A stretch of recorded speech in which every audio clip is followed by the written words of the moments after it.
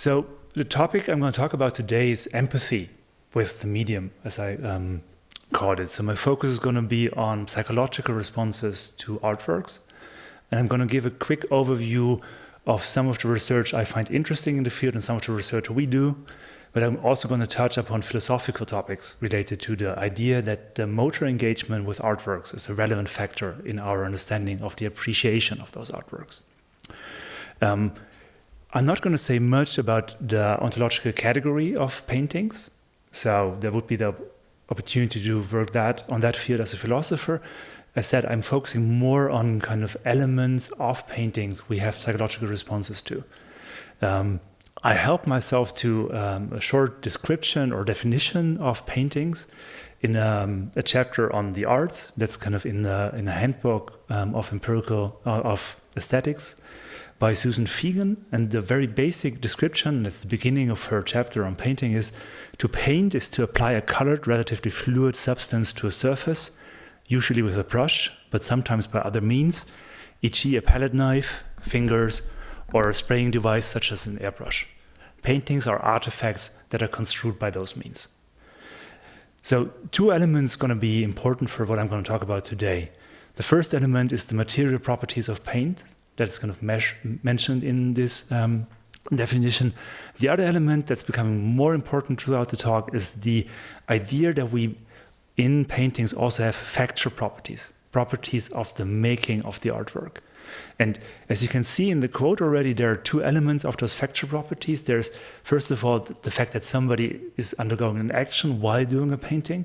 And there are also the elements of tools mentioned in the definition. So palette knife, finger, spraying device, airbrush. So those two elements are important to understand how we engage with the artworks. And you want to see throughout the lecture how they might be. Just to give you a quick idea what we normally also do in our group. So normally we don't manipulate material properties or the properties of facture in empirical aesthetics. This is a study we actually did on the perception of complexity in artworks, where we in the artworks themselves change the amount of objects. So here we keep basically the painting properties that I just mentioned constant and just change more high-level properties. By the way, the one on the left is the original, and we added certain elements to the painting. You can see that the definition I just brought up is helpful and it's broad enough to capture a lot of different phenomena. So if you think of the shoot paintings by Niki de Saint-Phal, you see the tools she is using in order to apply the painting to the artwork. In this case, it's kind of a gun. And you have the final artwork where you see the evidence of facture, basically the holes you can see in the relief, and you see the color actually pouring out of the bags she previously has put under the relief. And if you go into art historical or kind of artistic discourses, you see that the occurrence of color is sufficient in order to make this relief a painting. And this is from the catalog of the Haus der Kunst in Munich. So sculptural reliefs are transformed into painting through chance and violence. And that's referring exactly to a painting like the one you're seeing here. So a quick outline of what I'm going to do today. So I'm going to give you a quick primer of what I think embodiment and empathy might be. And then I'm going to focus on one aspect of what I call empathic responses, the aspect of motor engagement with features of the medium of painting and film, as you're going to see.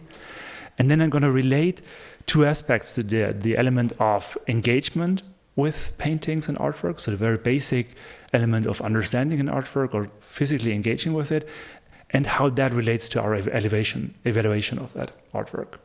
In a smaller second part, I'm going to introduce what I call a necessary complication of the theory, namely that we have to understand our engagement with artworks as paintings through the concept of seeing in, and then I'm going to say something on engagement in seeing in and also evaluation of seeing in. So, very quick primer. So my background is in philosophy of mind, and I mostly worked on kind of mental states and how we should define mental states. So I'm inclined to say more on body cognition, but want to focus more on the painting side today. So I'm just going to mention briefly the aspect of embodied cognition, so the role of the body in the constitution of mental states. And a good example of that is always to think of visual experiences not as something of a passive reception of images from the outside world, but rather as a temporary extended active exploration that is based on several elements as bodily setup, as motor skills, and cultural habits as well. By the way, can you hear me well? It's very loud here, okay. So, since I'm inclined to talk more about this topic, I chose a very rather marginal study. I find nonetheless very interesting. There's a study done by Elisa Ferré and I don't remember the name of her coworker. She's called, I think, Maria Gallagher, where they looked into preferences for lines. As you can see in the middle sector here, if you're standing upright, there's a preference for the line you can see here also in the middle. So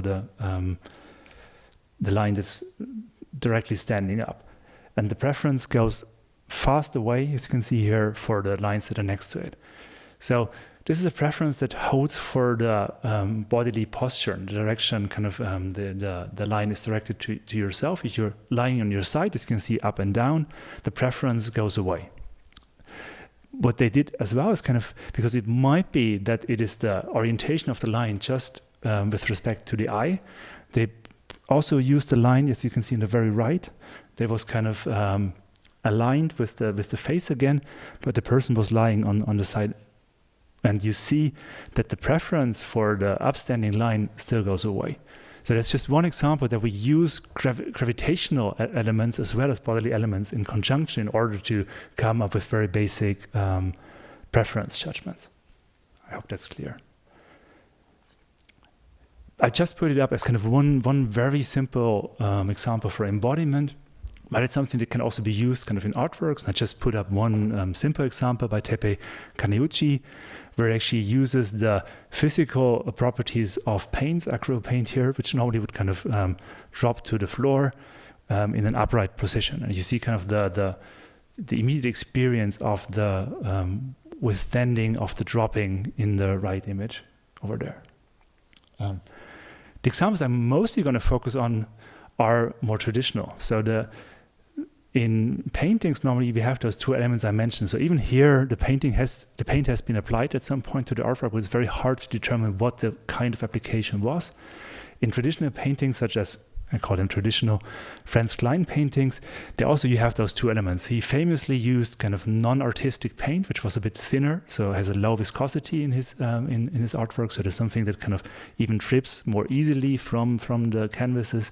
And he used big brush strokes that you can actually perceive in those paintings.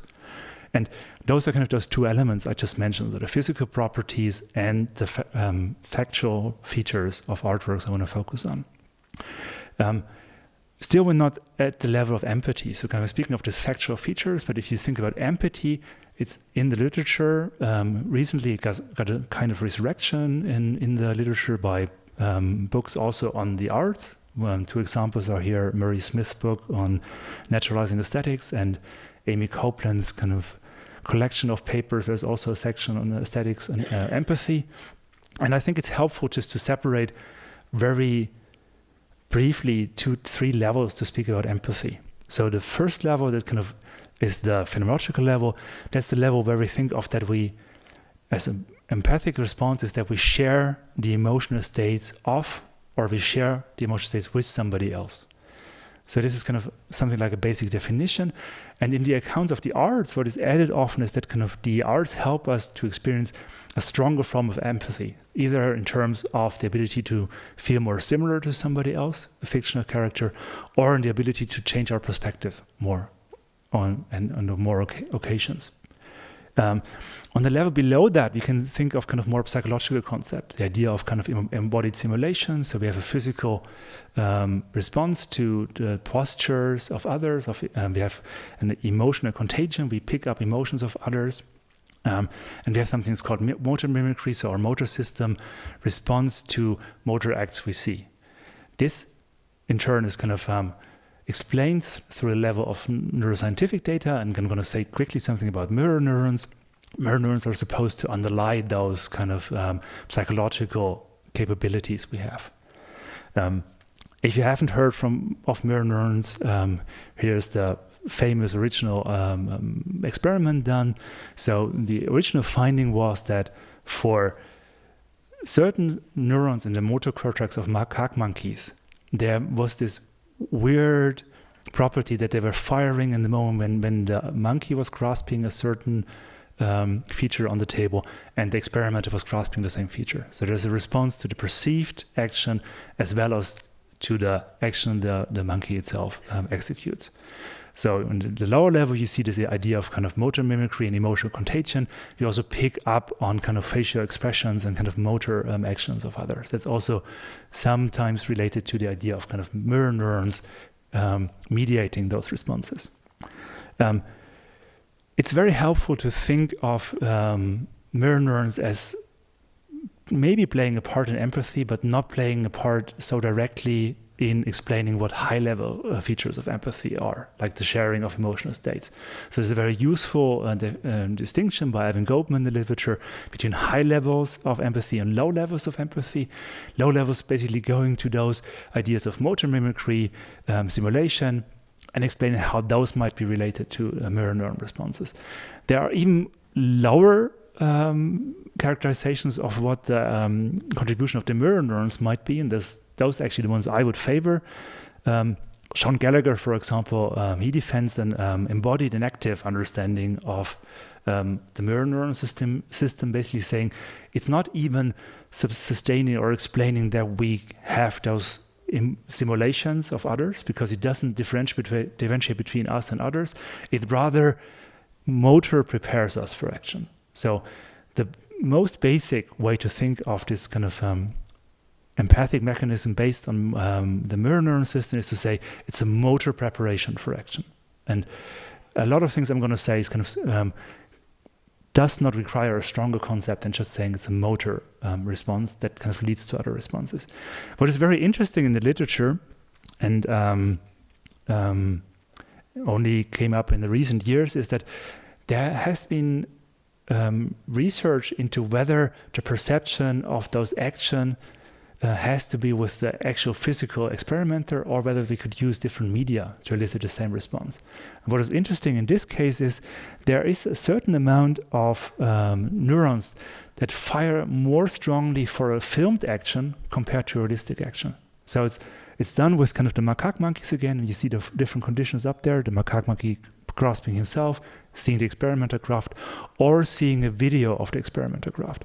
And here we have one of the few examples of some kind of media specificity of a neuron. So you can see it responds stronger to the, or at least kind of 17 of the neurons that were in this sample respond stronger to the filmed action compared to the realistic action.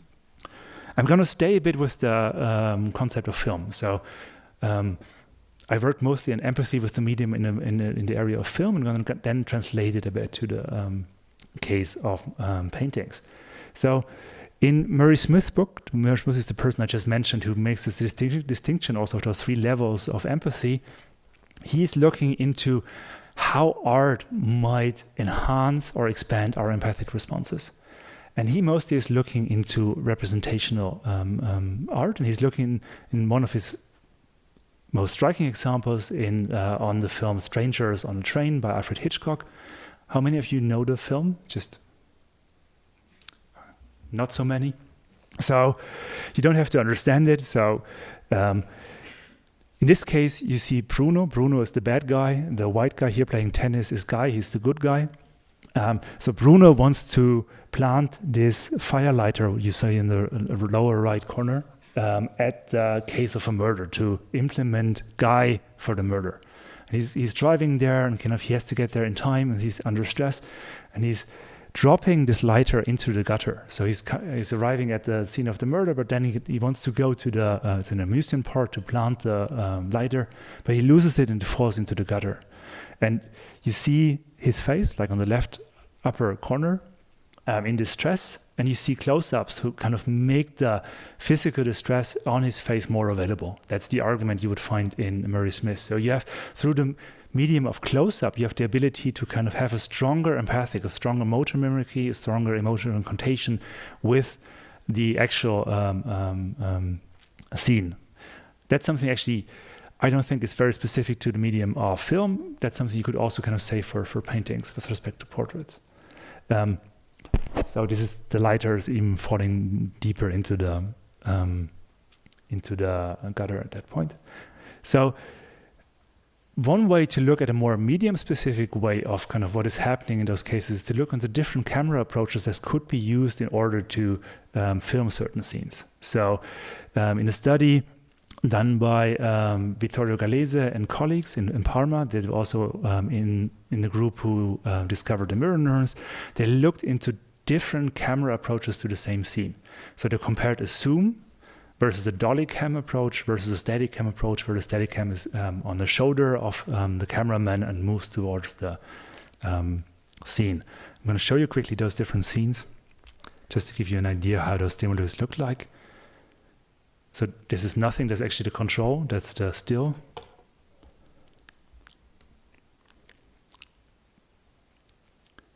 This is the zoom. And here you see the steady cam. So in the zoom, the difference is you don't see behind the table because you just have the visual field kind of in shrinking. Here you have also kind of you see more about the scene, but also you have this slightly bodily movement towards the scene. And what they did in those experiments, they did it on humans. On humans, you don't do single cell recordings. You look into kind of mu synchronization. And the less synchronized you have the motor system, the more this is an indicator of mirror neuron activity. I don't want to go into the data, but just one striking thing. So I hope it looks pink to you as well. So the steady cam is shown as pink. It has a stronger desynchronization. You see a stronger motor involvement for the steady cam compared to the other camera movements. So one explanation of that is kind of we have a more realistic access to the scene. We come closer to the actor, and we have a stronger response to him basically using the cup. So basically him grasping something is the eliciting the stronger motor response. And in the zoom condition, we're just close enough to have the stronger response to that. Another explanation is we have a stronger response to the camera moving itself. And in the first experiments I was involved with, which we did 3 years ago and we're trying to publish this year, we basically got rid of the actor. So we decided we want to look at the same scene. We bought the same IKEA background you see here and reshot all those scenes, but without anything present in the scene. And we found a similar pattern. It wasn't as strong as in the original finding, but we have a stronger motor response for the steady cam approach to a scene.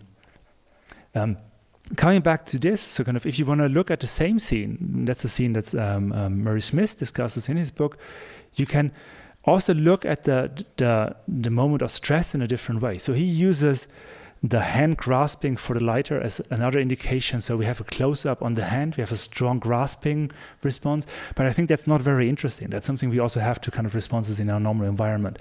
What is interesting in the moment, the person, so Bruno is grasping for the lighter, it falls even deeper into the gutter.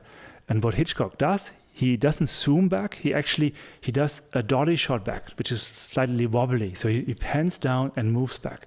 So we have a stronger motor response, a stronger feeling of distanciation in this case that actually gives us an experience of disappointment that might be stronger than we would have if just using a zoom. So this is a way of kind of thinking of a media-specific way of using the motor system, the mirror neuron system, in order to elicit certain effects that help foster certain aesthetic experiences. So you wondered when we come back to paintings and art. So similar things have been done for paintings. And the famous paper published in the late 2000s by an art historian, David Freedberg and Vittorio Gallese, is on this idea that we have those motor responses to visual artworks. And you have those motor responses to two different elements, to the posture and gesture and emotional expressions of the depicted people, but also to elements of facture, as I called it before on the artwork. That's the cut paintings, by Luigi Fontana.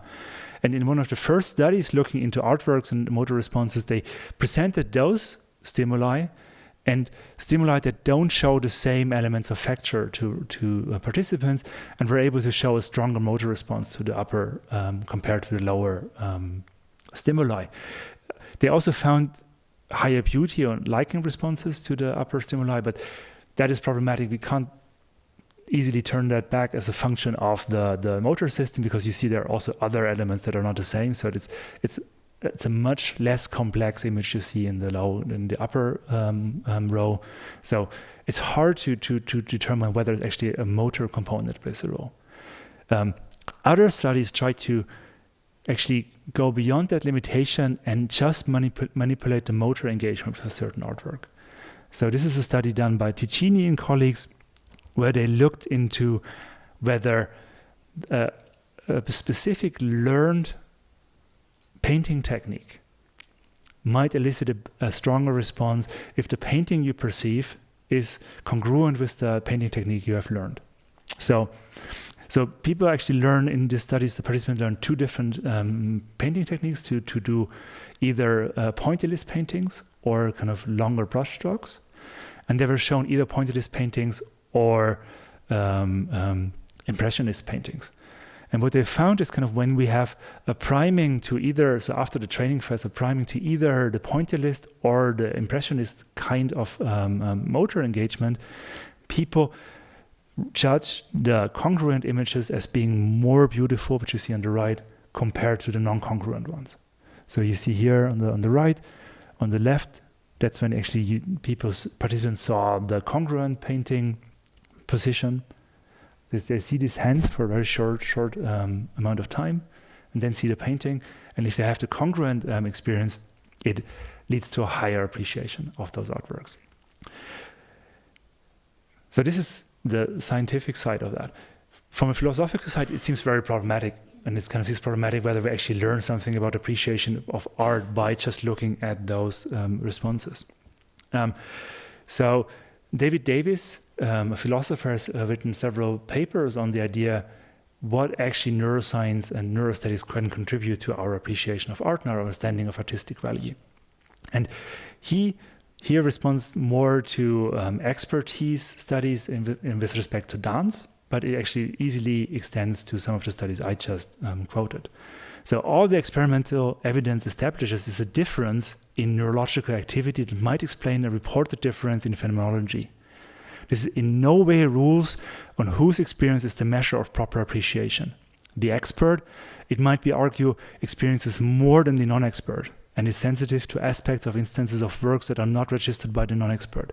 But is this an advantage or is it a disadvantage?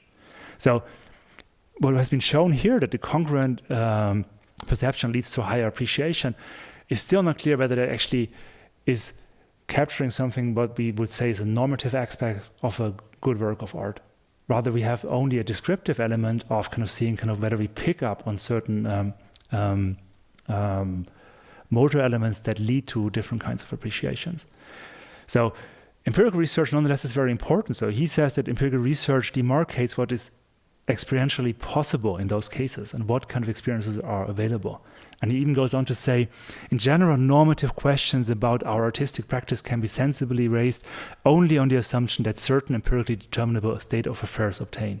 So we have to understand whether we actually can have those experiences before we can say that those are normative, positive qualities of artworks we want to highlight when we describe the aesthetic value or artistic value of a certain artwork. So coming back to this artwork, it might be interesting to see. So here, I mentioned before, Klein wasn't using high-level artistic paint, but rather kind of household paint. And there's this famous story that his gallerist, I think, went to his studio every other night and tried to replace some of the cans by kind of better paint. And he replaced it again before he started painting.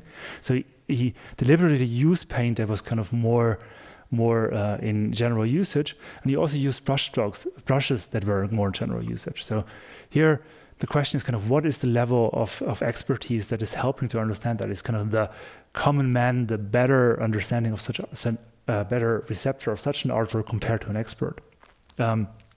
So the problem Davies encounters, and kind of this is a paper he's going to publish soon, I just heard a version of it at a conference, is saying kind of the motor responses are not interesting because they're only giving us a certain affective response to artworks. They're not giving us more that might be relevant for our understanding of art. He characterizes a certain approach that would say they're sufficient, and he calls it a Collingwood approach. So Collingwood, normally more known as an idealistic theoretician of art, also has this idea that we can appreciate an artwork by simulating the creative activity of the artist. So appreciating the artist's achievement from the inside is that what kind of makes the artwork for us kind of a good artwork. So that the value of the work resides wholly or partially in this experience. This is called contextualism because the history of the making and the intention of the artist become kind of more decisive in this respect. But Davies separates that from more contemporary contextualists, which he conceives himself to be, but also kind of quotes Jerry Levinson as one of those. And they rather add something to that. I think it's kind of a more intellectual appreciation that should play a role in those artistic values. So the proper pleasure of art is an informed pleasure and understands that its object, unlike the beauties of nature, is an artifact, has a history, and represents something done and achieved. So it sounds quite similar to the Collingwood account. So there's this kind of achievement property, but the achievement that is kind of registered in the proper artistic evaluation is kind of goes beyond this kind of more effective motor response. So in one of the studies we did, we actually looked into kind of whether the exposure to the process of making plays a role for artistic appreciation. And we used, for example, the famous Picasso film by Clouseau, and showed one group of participants just the final artwork with some information about Picasso, whereas we showed another group the film where he actually produces the artwork. And we somehow predicted that just by the exposure to the whole process of making would make this a more interesting artwork. We also did that for some Richter paintings, if you know the film Richter on Painting. I don't remember the title. There you see him actually working in kind of with those huge canvases and kind of. So we had different predictions or similar predictions for different reasons. So here we predicted that the effortlessness of the interaction of Picasso with the glass in this case, and here the effortful engagement with the artwork, both should be something that we should value kind of in the final product. I put that up here just as an example of a rather failed experiment. So we didn't find any differences for the two conditions. So people didn't find it a better artwork. People didn't find it more beautiful when they saw the process of making. We're thinking of doing kind of more confined experiments to artworks that actually have the process of making as part of the artwork itself.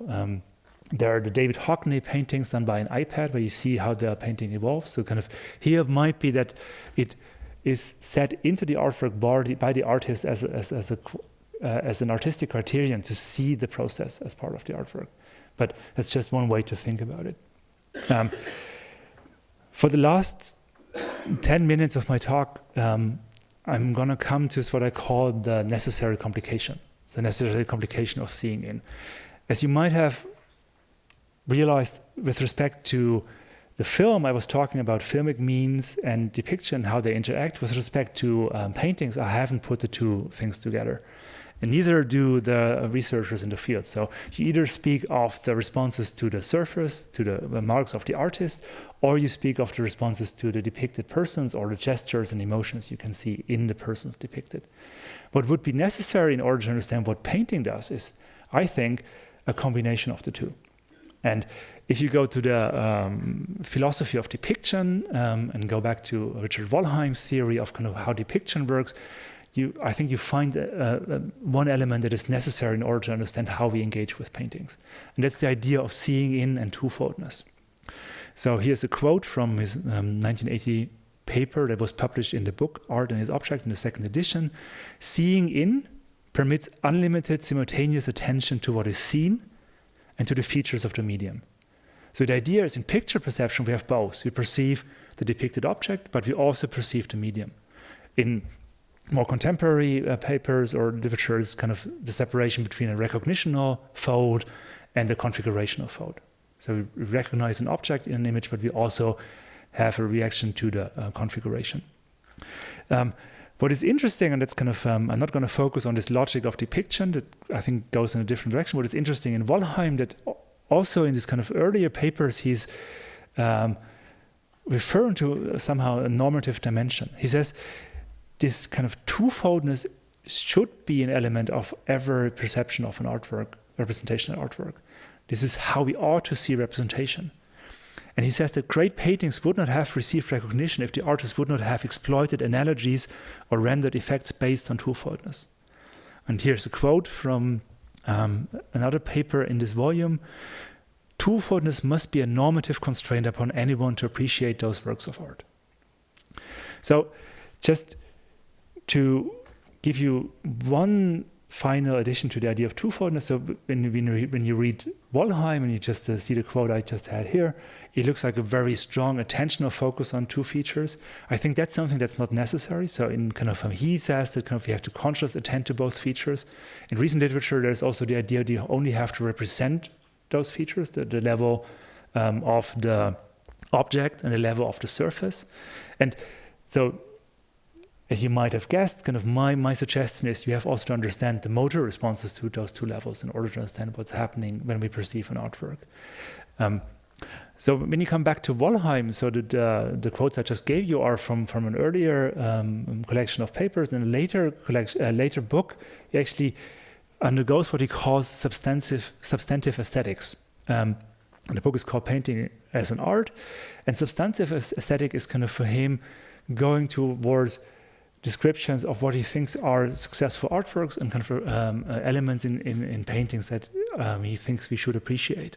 And he's speaking there of kind of pleasures and visual delight. And I just brought you some quotes to understand what might be levels of this engagement that are relevant.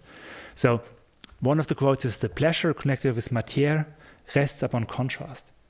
So this idea that kind of to understand the depicted bodies in representational paintings, as well as the interaction with the physical properties of the medium, they might not just be aligned, they might kind of give us a certain contrast. You might have a stronger experience because they fall apart. Another quote, pleasure rests on matching, it's going a bit in a different direction, on bringing together, on deriving something out of juxtaposing two experiences or two aspects of a single experience. Here again, you have this idea, you have those two aspects of seeing in, the recognitional and the configurational fold, and somehow they have to come in an interesting interplay. And just to give one of the only 4 or 5 examples you find in the whole book, this is kind of Manet's portrait of Théodore Duret, which comes with an anecdote in the book. So the painting was basically finished when kind of Manet decided it doesn't work the way it's done, and he added those elements in the front on the right. And as kind of Wollheim describes in a lot of detail, is that you see elements of brushstrokes, you see colors protruding from the canvas, and you see those brushstrokes because they're actually much more coarse-grained than everything else. And he argues here something's happening. So kind of here there's this interaction between the recognition of the bodily posture of the portraitee and the elements of the foreground, which are somehow engaging our understanding of the configuration of folds. And if you take that together, which what I presented as kind of motor responses to brushstrokes, you can kind of also try to come up with a theory looking into kind of how motor responses might be divided between those elements of the painting and the depicted elements. So in a way, what I try to do is kind of convince you that there might be a similarity in the case of Hitchcock and paintings. So in the Hitchcock case, we have basically the same scene that we could shoot with either a zoom or a dolly cam or a steady cam, so have a different kind of means of depiction, and using it here also the steady cam in order to engage the motor system, in order to kind of rather distance yourself from the grasping. So we might have elements that counterbalance something we perceive on the level of the recognition. Just to putting that all together, so I think what we can do beyond what Davies and others have been criticizing, we can look into the motor responses that go beyond what has been called the achievement value related just to fracture. So it's not a facture. It's not just that we understand the process of painting in our motor responses. We also have to look into motor responses that interact of this level of twofoldness. So we have motor responses to those different folds, and we have to understand how they actually interact in order to understand how the aesthetic complexity of such an artwork is conceived. And if you look into something like what Wollheim called substantive aesthetics, but also if you look into artistic practice, it might be interesting to see how those different elements might play a role in the perception of any artwork. And what I try to argue for is that artistic appreciation can causally depend on these differential motor responses to either the recognitional or the configurational folds of artworks. This is not a necessary element, so we don't have to have strong motor responses to both, but it's something that can be used in order to work on those interaction between those two folds. I'm not sure how good I'm doing with time. I have like 3 more minutes? Okay. So what I brought here, and you might have recognized that, is kind of more like a research proposal for paintings, which I'm myself very interested in. So I focused a lot on this kind of element of motor responses to those two folds, but I think the whole idea of seeing in its relation to evaluation should kind of get more attention. And so it might be interesting to go, first of all, just below this element of motor responses, but also kind of to go maybe beyond this idea of kind of how does it contribute to artistic appreciation in the sense proper that Davies is speaking of. Just one way we are thinking of doing studies in this respect is kind of by just putting the attention of our participants to either the surface properties of paintings or design features of paintings or what is depicted on the other side. And this is just one pilot we ran. So we used portraits of like 100 portraits of 400 centuries, spanning 400 centuries, 4 centuries, and asked for beauty and style ratings. So how beautiful do you perceive the artwork? How stylistic do you think the artwork is? It was an online study, so we kept it in very simple language. And then we used only those artworks that were perceived as being in the mid-level of stylisticness, and used kind of low-level, mid-level, and high-level beauty artworks. So the way I just presented it should be clear which is what. So the Picasso was perceived as kind of being an ugly painting, whereas the Levitsky is perceived as kind of a beautiful painting. I won't show you the most beautiful paintings, which we had to exclude for other reasons. There actually is a young girl holding a sheep. So it's a very kind of rural and somehow confusing sample we have sometimes in those studies. We did it also for landscapes, got those kind of ratings, and I just showed you one of the uglier paintings and one of the beautiful paintings. What we then did in the main study is we used those images that we selected here and asked our participants to either focus on what is depicted or to focus on the means of depiction. So in the content instruction, we told them, do not rate the artistic style. Only focus on the landscape depicted. Simply tell us how the landscape looks to you. Consider, for example, the sky, the horizon, and other landmarks of the landscape depicted. So we wanted to have to focus more on the recognitional fold of the seeing and experience. In another group, so it was between subjects, we gave the participants a style instruction. So we didn't give any information about style. We just told them look at on the style of the painting. So when answering these questions, so we asked again for beauty, do not rate the landscape itself. Think instead about the way the artist uses brush strokes, color, lines, and perspective. Consider, for example, the composition of the image, its specific style, and other artistic techniques used to depict the landscape. So we're very careful not to include anything that's kind of more explanatory, that helps you kind of get more access to the style. We just wanted to have the attention drawn to the surface. And this is our results. So kind of, in average, we had kind of like this mid-level beauty ratings in the pre-test for all our paintings. And when we gave the style instruction, we got much higher beauty ratings for the same images. When we gave the content instruction, actually the beauty ratings dropped.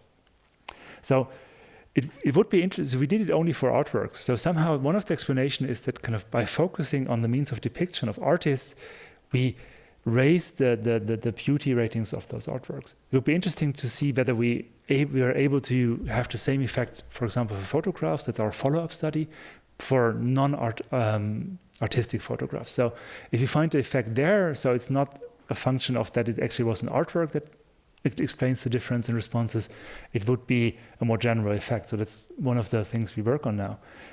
What is interesting, it's also one of the reasons I brought this up here, the effect we had is almost exclusively driven by people who don't go to art museums.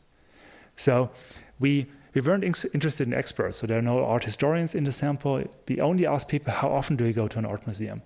And we call people more art exposed when they go more than once a year, and less art exposed when they go less than once a year, or just every other year. And as you can see, the high art exposed, they're on the more solid blue line on the right.